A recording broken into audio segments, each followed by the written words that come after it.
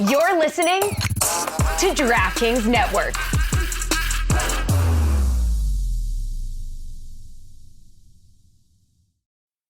Now's a good time to remember where the story of tequila started. In 1795, the first tequila distillery was opened by the Cuervo family. And 229 years later, Cuervo is still going strong. Family owned from the start, same family, same land. Now's a good time to enjoy Cuervo, the tequila that invented tequila. Go to Cuervo.com to shop tequila or visit a store near you. Cuervo, now's a good time. Trademarks owned by Becle, SAB the CV. Copyright 2024. Proximo. Jersey City, New Jersey. Please drink responsibly. Join us today during the Jeep Celebration event. Right now, get 20% below MSRP for an average of $15,178 under MSRP on the purchase of a 2023 Jeep Grand Cherokee Overland 4xE or Summit 4xE. Not compatible with lease offers or with any other consumer incentive offers. $15,178 average based on 20% below average MSRP from all 2023 Grand Cherokee Overland 4xE and Summit 4xE models in dealer stock. Residency restrictions apply. Take retail delivery from dealer stock by 4/1. Jeep is a registered trademark. This is the Dan Le Batard Show with the Stugotz podcast. It's Thursday, guys, so you know what that means. We got Adnan, we got Samson. It's a segment everybody loves to relish in.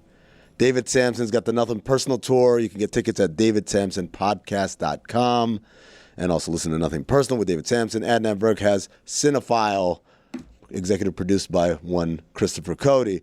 All right, guys, I'm not going to do the Dan thing and filibuster a long time. I'm going to jump right into you guys. Both have a top 5 list. Today's opening day, top 5 opening scenes. Who's more excited for opening day, though, before we get to the list? Do you think Adnan or Samson? They're both baseball guys. All right, let's talk about baseball. Hey, guys, who's more excited for opening day? I think we're both jacked up. I mean, listen, I'm going to be on with Mike Lowell, of course, one of David's old, I was going to say teammates, but one of his guys, obviously from the Marlins all those years. So it's me, Mike Lowell, Chris Young for 3 hours talking baseball. And I don't know if David shares my sentiment. I'm sure he does. I wish there was more games at 1 o'clock Eastern. I'll be on from 1 till 4. 2 hours. We're just going to be blathering, which we've done all off season. And at 3:05, thank God, Corbin Burns' first pitch, and we can watch the Baltimore Orioles. But we all know all the intrigue around the Dodgers and Ohtani. They're going to be playing, obviously, in our showcase game. Bob Costas with the call. I can't wait for some actual baseball to be played. David? It's too bad that there's the rainouts. It's such bad weather here in the Northeast that Philly, New York had to get rained out. It was going to be the first game.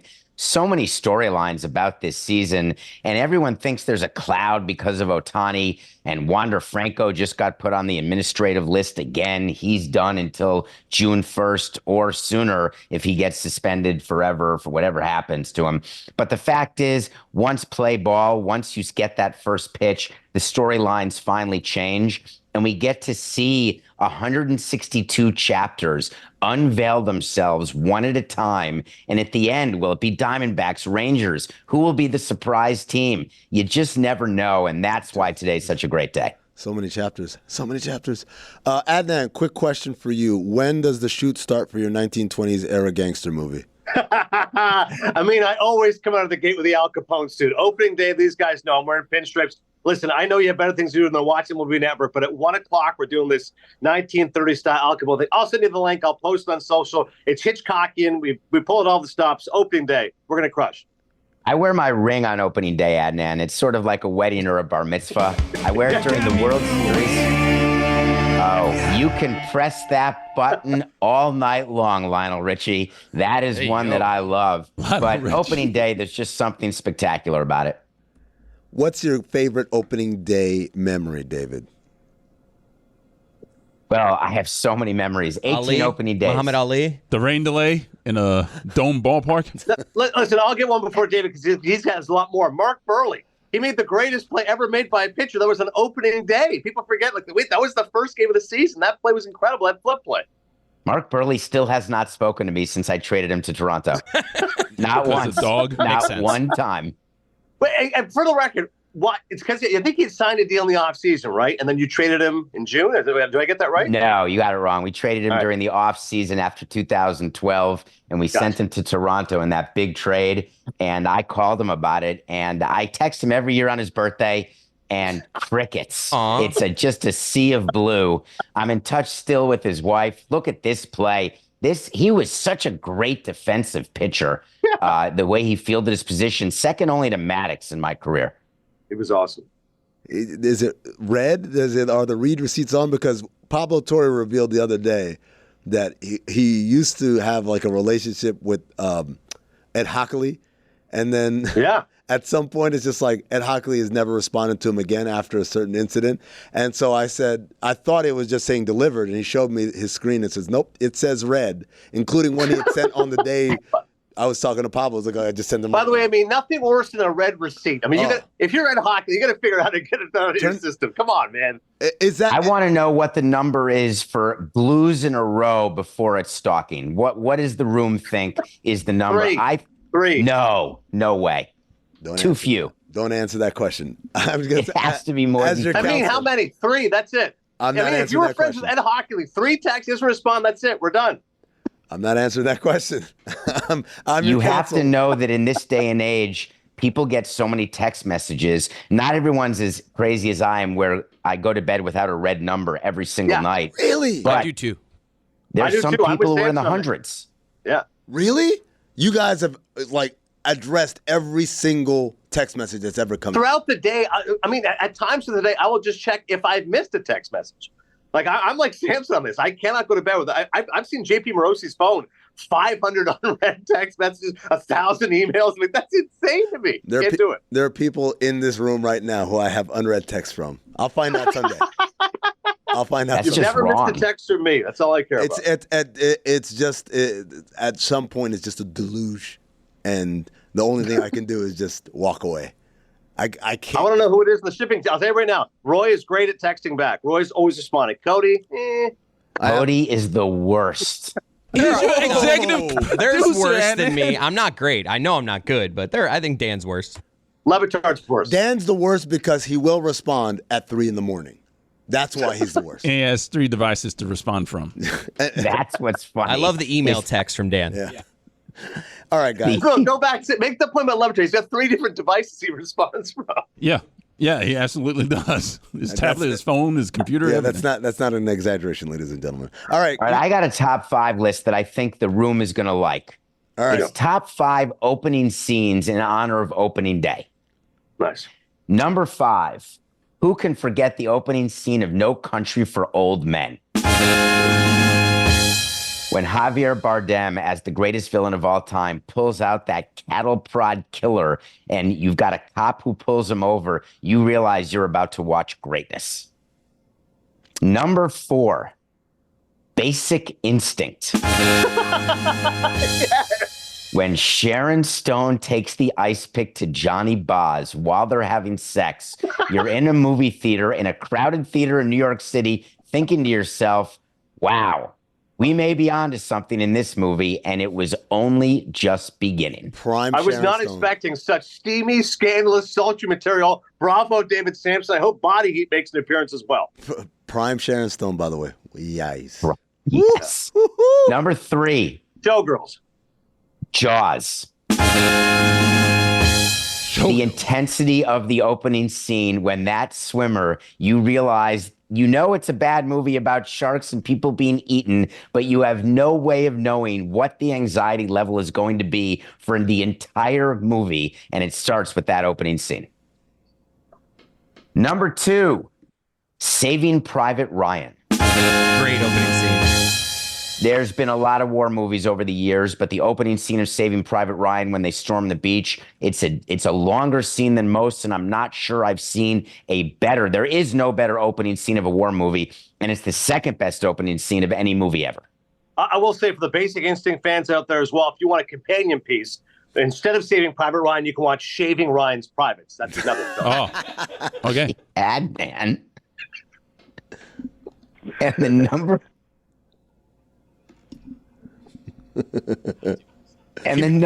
Keep it together, boys. That wasn't a war film, by the way. That's a different kind of movie. The number 1 opening scene of all time, and this is, I assume it's number 1 on your list too, Adnan, is Inglourious Bastards. Nailed it. I told him in his ear, I was like, I don't know, war movies, I feel like I have one better of an opening scene. Wow, you didn't go with Billy, huh? Which one? Inglourious Bastards, that's what it was. It's classified as a war movie. So I don't necessarily view Inglourious Bastards as a war movie. When I'm picturing war movies, I'm thinking Platoon, Apocalypse Now. It's more of a Chinema movies movie. like that. The opening scene of Inglourious Bastards, when they're in the shed, the tension that you get. He won the Oscar. It was that scene that won him the Oscar, Christopher Waits. And I'm just thinking to myself, very few movies do you remember how you were feeling when you were watching a particular moment the first time you ever saw it. And I remember as though it were yesterday, because I couldn't forward in my mind how it was going to end. How does that scene end? So powerful. Check out Inglourious Bastards, best opening scene ever. Adnan, one correction, it's not Christopher Waits, it's Christoph Waltz, but David is sorry. right. Thank you. Listen, that reveal in the basement's incredible, and I've never asked for a glass of milk since then and not thought of that movie. It's pretty incredible. Adnan, you got 3 minutes. Go. All right, we'll fire through this. Honorable mention, The Social Network. Great. That is a good scene. Aaron Sorkin talkathon right out of the gate. You can tell this guy's a total prick. He's insulting where she's going to school. It sets the tone for the entire movie. It really is Sorkin at his best, using his verbal linguistics. Number 5, David's right. I'm not going to be able to top Inglourious Bastards when it comes to Tarantino, but I'll go with Reservoir Dogs. Beginning of Tarantino's career really sets the tone for what his movies will be all about. Dialogue, funny, violent, ridiculous, just explaining what Like a Virgin's about. Dick, dick, dick, dick, dick, dick, dick. How many dicks is that? A lot. What do you mean you don't tip? I don't tip. You don't tip people at McDonald's. Number 4 is Trainspotting. Great movie. Iggy Pop, Lust for Life, pounding out of the gate. A guy running away out of a robbery. I mean, Ewan McGregor hits the ground running. Danny Boyle, awesome. Number 3, Malcolm X. You've got a speech of Malcolm X. You've got the American flag being burned into an X, intercut with Rodney King's beating. If you want my attention, Spike Lee, you have it. That's about as audacious as it gets. Malcolm X at number 3. Number 2, an oldie but a goodie, Sunset Boulevard. The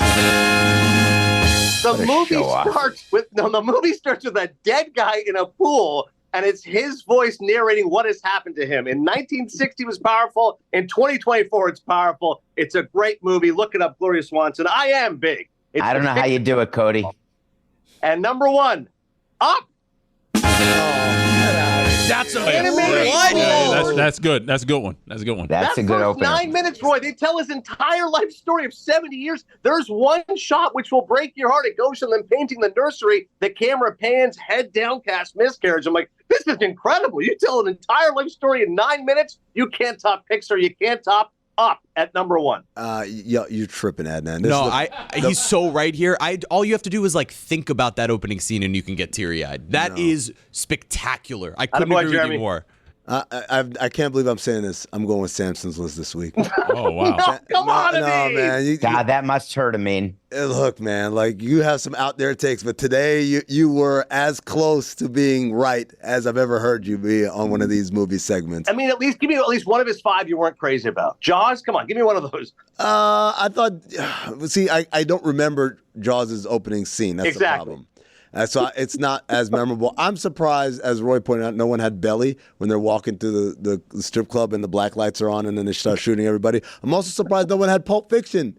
I love you, Money Money. Love that. Amanda Plummer. Yeah. Opening scene of Blade. How about The Dark Knight? Oh, Dark Knight. Or the Dark Knight was up there. Dark Knight Rises. Yeah. Adam Sandler. Billy Madison. Just remember, it's not how you finish, it's how you start. Happy opening day, everybody. Stugotz here. Field of Greens is the healthiest thing I do every day, and I want you on this journey with me. It's 1 scoop a day. It's easy. It tastes great. I like the original flavor. I love the strawberry lemonade flavor, and it's completely improved my life. This is nutrition the way nature intended. I am telling you, since I started taking Field of Greens, I have way more energy throughout the day, sleeping better throughout the night, feeling better and healthier overall. It's been great. An amazing experience. Field of Greens is radically different. Each organic fruit and vegetable were medically chosen to support heart and vital organ health. I trust Field of Greens to keep me healthy. I promise you're going to love this product, but if for any reason you don't, they'll give you a 100% money-back guarantee. I got you 15% off your first order plus free rush shipping. Visit fieldofgreens.com and use promo code DLS. That's promo code DLS at fieldofgreens.com. That's fieldofgreens.com. Dan Le Batard. David Samson, weirdo. Because he was not He was not the fun substitute teacher who'd wheel out a TV and play a VHS tape of Armageddon in science class. He was the weird one who would eat an egg salad sandwich while clipping his toenails into the trash can and ranting about Ronald Reagan. Stugotz. The guy kept talking about how his ass was smooth. Smoother than a newborn's cheek. He wouldn't stop bragging about his bare buttocks to me. This is the Dan Le Batard Show with the Stugotz.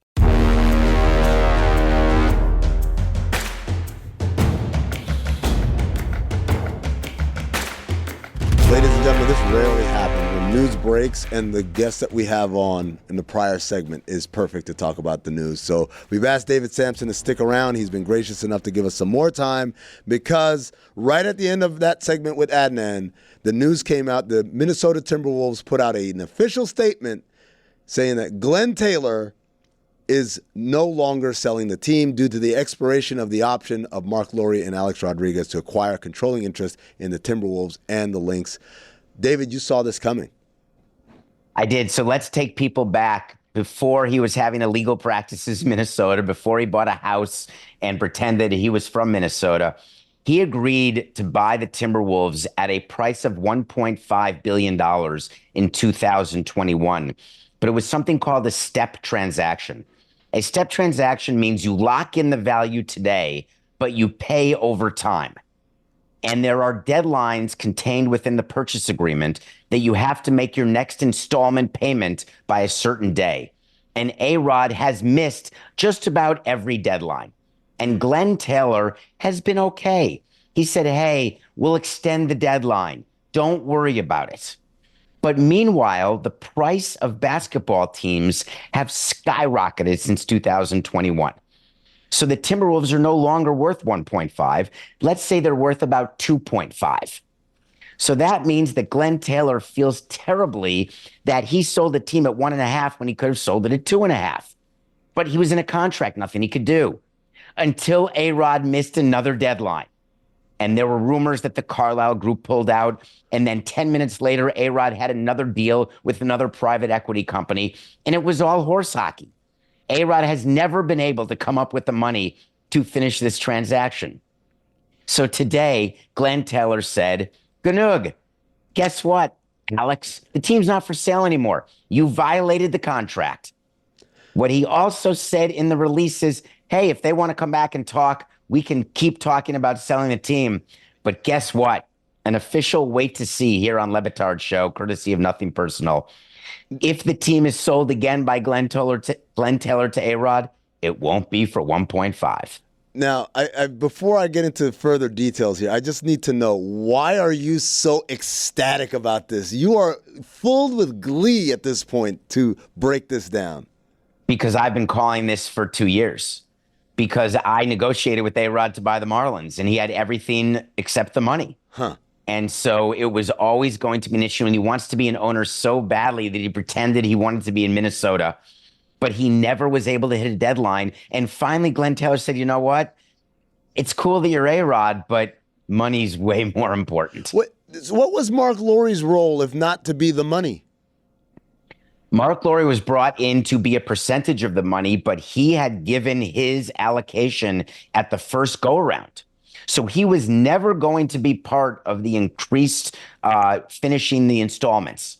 It always had to be OPM, other people's money. And A-Rod's been out raising money for years and just has been unable to do it. And here's why.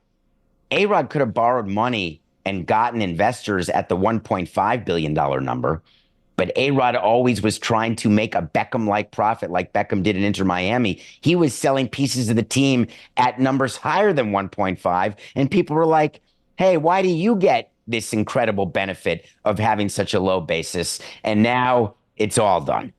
So, David, one of the things that was part of this step transaction was, I believe, that first payment that was made acquired 20% of the ownership stake. And then there were these other deadlines that was going to increase until the last one, which was end of March, was going to be the one that would have them as the majority owners of the Minnesota Timberwolves.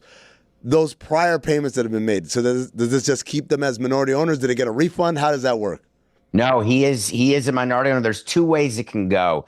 they can, and you have to look at the contract. So contracts can have two different provisions. One can be that if any installment payment is not made, then the entire contract is void and the money gets returned to the investor, in this case, A-Rod. It can be returned with a premium. They can maybe go to appraisal if the team is worth more since the first sale. So Glen Taylor has to give A-Rod a little bit more for his money to get that money back.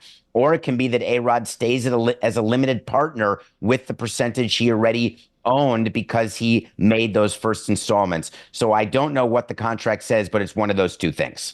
This is one of several bizarre sales that have happened in the NBA recently. The Charlotte Hornets one, I think, is a lot more complex than people understand.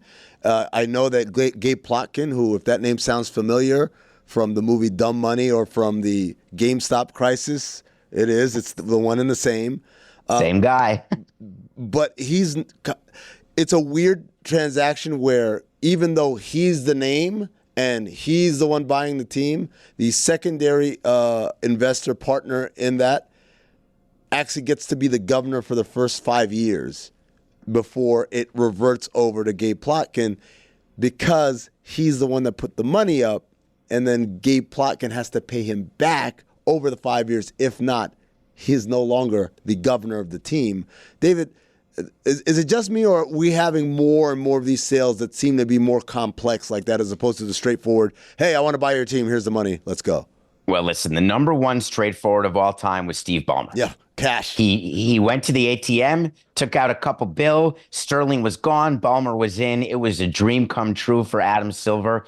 But the number of people in the world who can do transactions like that is very, very small. So when the value of the assets of these teams continues to increase, you need groups of people.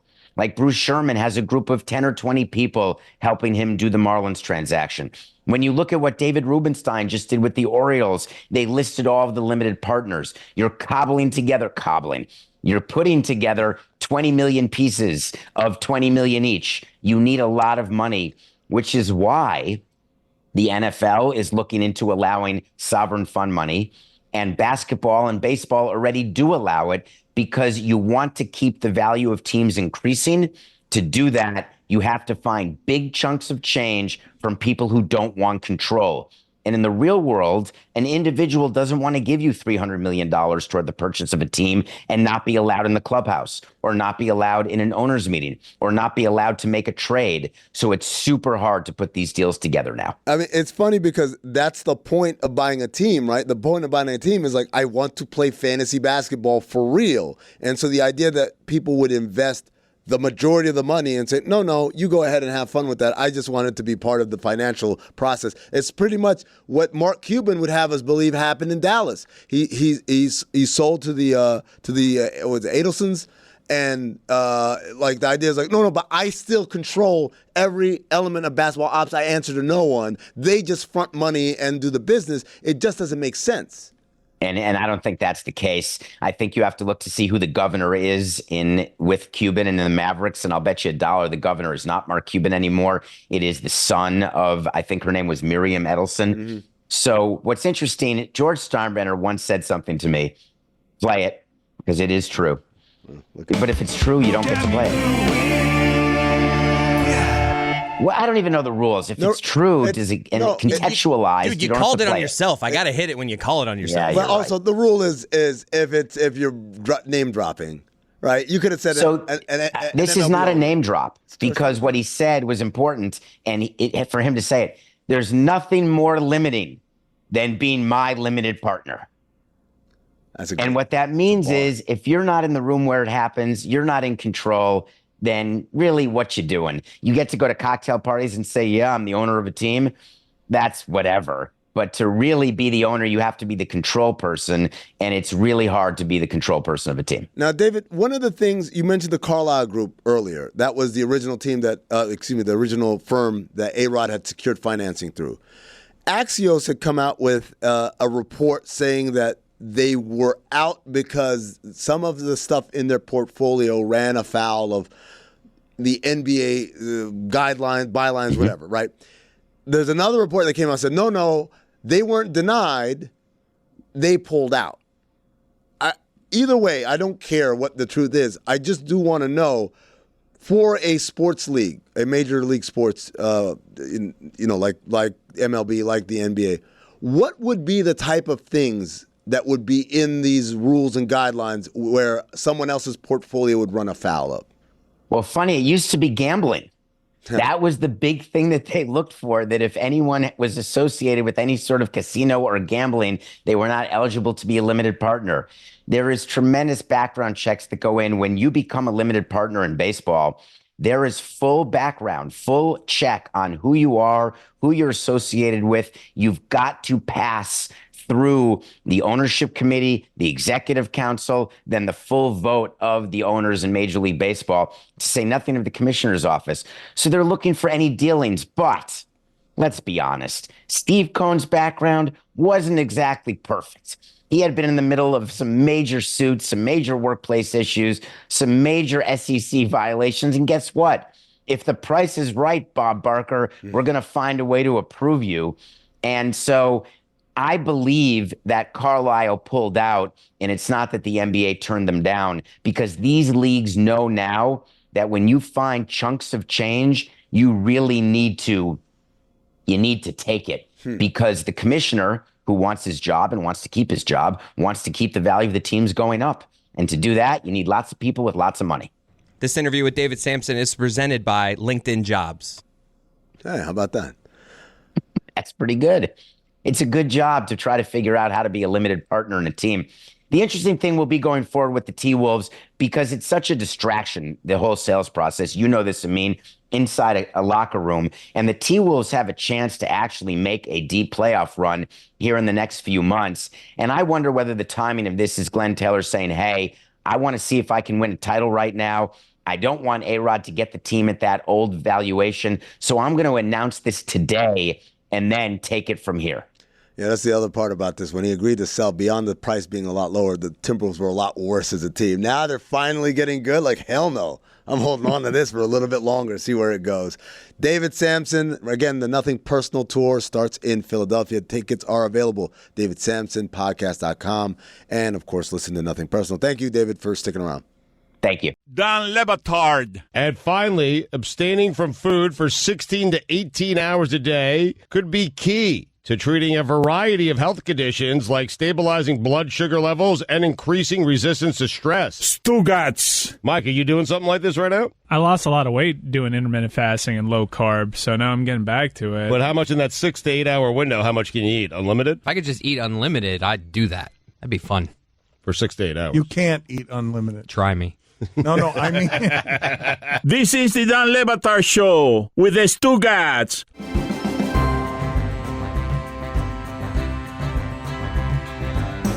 This is the worst first take question ever. Is it bad for the NBA if LeBron, Steph, and KD are in the play-in? Are you It's insane. Me? Are you kidding? It's the opposite. It's what they want. It's exactly what they want. Like, hey, watch these games. Jay Williams also said earlier on First Take that high-level people in the NBA are questioning Steph Curry's leadership because of Draymond. Because he started crying. That's why. It's ridiculous. He started crying, man. You start crying, people start questioning your leadership.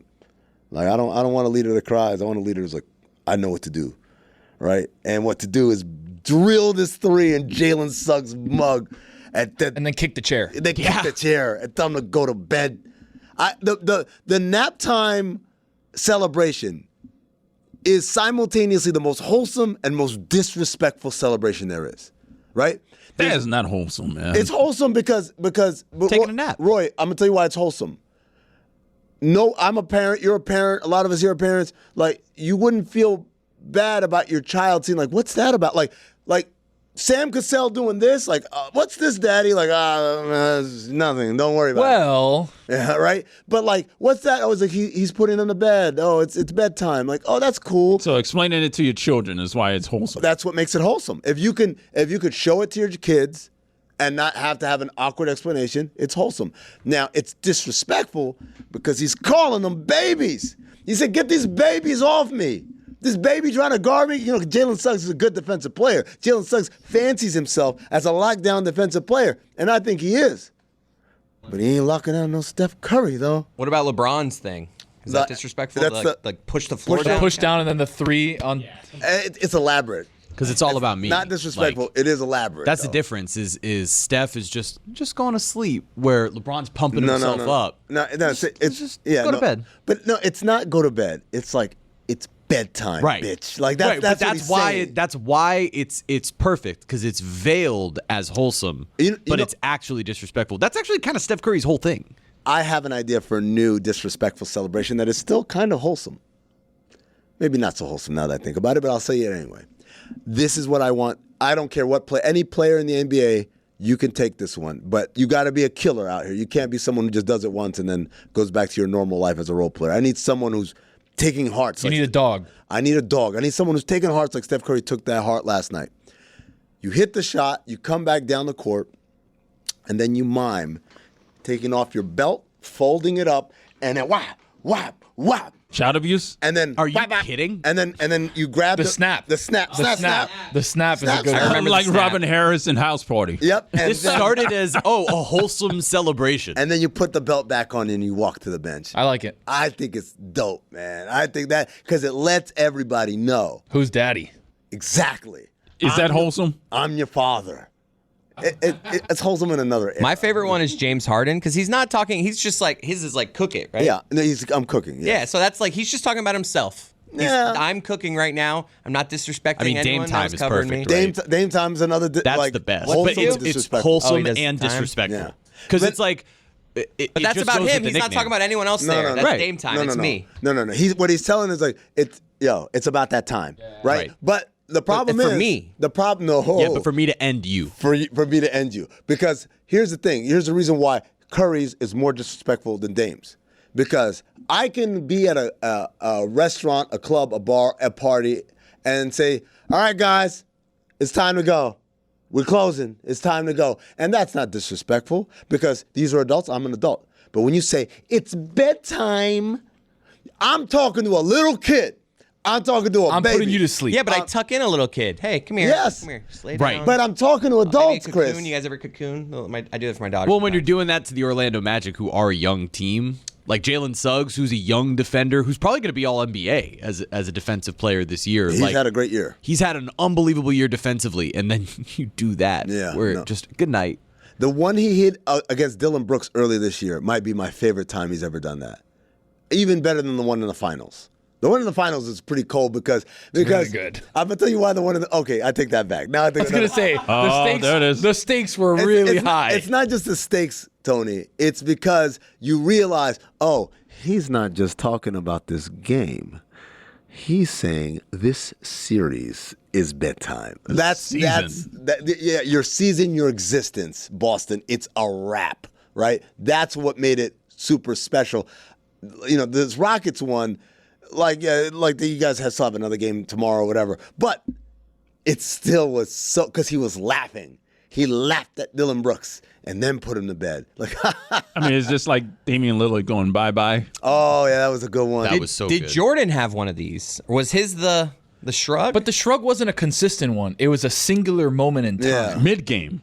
Jordan was almost. The fist. It's a fist pump. Yeah, it's almost like Tiger Woods. Not almost like Tiger Woods. Yeah, it's Tiger the same Woods, thing. Tiger Woods ripped it off of Michael Jordan. Right. Kobe, the same thing. Giannis flexes. That seems to be Giannis's Jimmy move. just falls down and lays down and puts his hands behind his head. He just lays on the floor like, I've been working too hard. Melo with the three. That's hitting a three, though. That's a different story. We're looking for the ender. Like this is like the finishing move in Mortal Kombat. Dikembe Mutombo. That's a finger wag. Yeah, that's just a block for a block. That's disrespectful.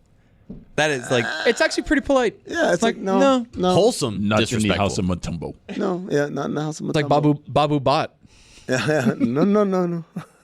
Iverson didn't really have one. Iverson did. Oh, the cupping of the ear was Iverson. Him stepping over Tyronn Lue. But that was a singular. No, thing. I know. I'm not saying that was his thing. No, but the cupping of the ear, that was like that, which was a wrestling thing. Iverson was the first one to be in the NBA to run across and listen to the crowd. I'll never forget the intro scene for NBA 2K2, right? It was because he was on the cover And it was like all these different highlights. And then the last thing was him cupping and the crowd going, MVP, MVP. It's like, oh, I got goosebumps right now thinking about it. Boy, 2K used to have some great intros, man. I don't like Trae Young's. Just like, ice. I'm cold. Like he's acting like he's cold. Yeah. Wait, get on the table. The best was he hit what he thought was a game winner. We've got the 2K2 intro. Oh, my God. Yeah, look at that. Oh God. Oh, that crossover. Oh, my God. Sean Marion with the little windmill. David Simon throw the alley-oop. She'd come down. Oh, that was Ray Allen, a game winner. Or a game-tying dunk. Stephon Marbury with the alley-oop. Oh, man. Russell Westbrook kind of has like a rock the baby type Yes, thing. that's a good one. It's kind of derivative, though. A Dirk dunk. Yeah, Dirk dunk from Steve Nash. Reggie Miller, tough buzzer beater right there. Oh, Is that Bonzi? Audio audience, you guys are missing out on some great. Just go look up the NBA 2K2 intro because this is spectacular. Oh, Nash with the behind the back pass. This was a great editing. I was just gonna say the graphics and the editing could not look more like the early 2000s. But it's so cool. But it's awesome. Oh, but does it not have the MVP at the end? Oh, is that Sega? Oh, maybe I messed up. Maybe it was a different one. Sega. Wow. Hoops back in the day was fire. Oh, okay. Let's be honest. What's up? That hoops back in the day was fire. You look at those names and you're like, wow. I'm going to tell you right now, Tony. It's going to be the same when we look back at it in 20 years. Yes, though. first of all, like 20 years from now, we're going to be talking about like, I don't know, Trae Young Jr. We're like, oh, he's not as good as his dad. As good as his dad. Trae Young Jr. Yeah, it's going to be something ridiculous like that. So's your dad. Right? What? Why would your dad? But the other thing about it, Tony, I'm going to tell you, like when you watch that, even when you watch anything from like the early 2000s or whatever, we're only remembering the good parts. We're not remembering the wrestling matches. We're not remembering like the slow, like 87, 73. Oh man, at the end of regulation, and we're going to overtime, right? Like it's one of those things where we have like a nostalgia, but we don't. The nostalgia almost erases the reality of the day to day. Right. It covers the sins of what the era was. But when you look at those teams, right? You look at the Spurs, you look at the Lakers, you look at the Mavericks, the Sun, like all those teams. I remember watching so vividly, and it felt like there were so many stars across the league that now it feels like just there's kind of pockets. Really, I feel like now. Back in the day, there were so many bad teams or teams that like. Legitimately, all right, you're not bad, but you have no shot at this. And I look now across the NBA, and Are you going to play shot or no shot?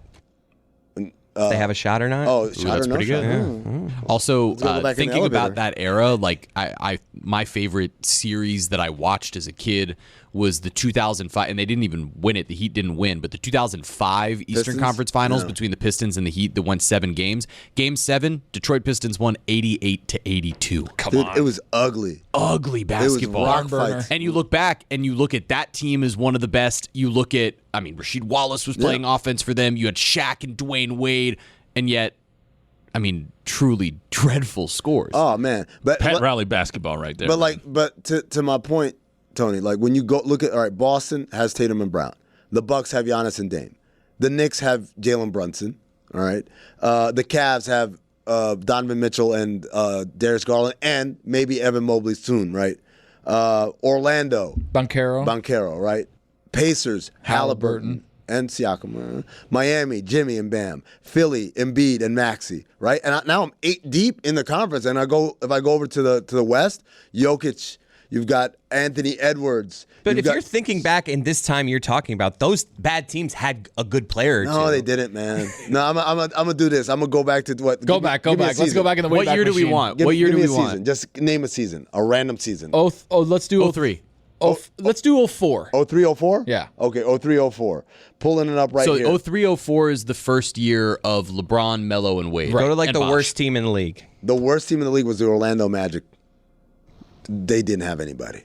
Let's look at that roster. The Pistons have Cade Cunningham, so he's That's not. They have like Hito Turkoglu or something. Who'd they have? No, I think Hito was with the Kings at that time. Yeah, Hito was still with the Kings. Young Hito. Orlando in 2003. Right, that's what we're asking. Jameer Nelson. 03, 04. Jameer Nelson was never a star. He was a good player. He was an all-star. But he wasn't a star. No, you're player. right. No, like if he's their best player, that's a bad. Okay, here we go. Their best players were Oh, well, I take it. Oh, wait a second. Okay, hold on. Keep going. See? Exactly. Keep going. Who was I it? forgot they had my guy Mac. Looks like Tracy. I was right. Hold on. The Clippers. Second worst team. Lamar Odom, I think, was on that team. See, dude, every team had good players. Lamar Odom wasn't, but like that. See, that's different. But then you're gonna get to the guy. Come on. Oh, wait. He was wait at a number second. 2. Come on, it was. Wasn't Katino Mobley on that team? But he's not a star. Elton Brand early. On that Clippers? No, not in 03. Yeah, Elton Brand was there. Sure. Oh, it's Elton Brand. Okay, but Elton Brand was there. But Elton Brand was like that's like a sturdy player. Chris Kaman. The Candyman. Corey Maggette. Quentin Corey Richardson. Maggette was nice. Come on, what are we doing? Corey Maggette was nice. I mean, Ooh, Keon Dooling. these guys are fun, but they weren't stars, man. It's not like Halliburton and the guys that we're saying are going to carry the. I could do this all day, just reading old Chicago. rosters. How about Chicago? We're running out of time here, man. They had Who'd they have? Give me one Jamal name. Crawford. Come on. Young Jay crossover? Oh, I love this game. We all have that friend who wakes up early to go get everyone McDonald's breakfast, while the rest of us sleep in. This is your sign to thank them. And if you're that friend, this is us saying thank you. Just a friendly reminder that right now, get any size iced coffee before 11 a.m. for just 99 cents. And a satisfying sausage McMuffin with egg is just $2.79. Price and participation may vary. Cannot be combined with any other offer or combo meal. Ba-da-ba-ba-ba.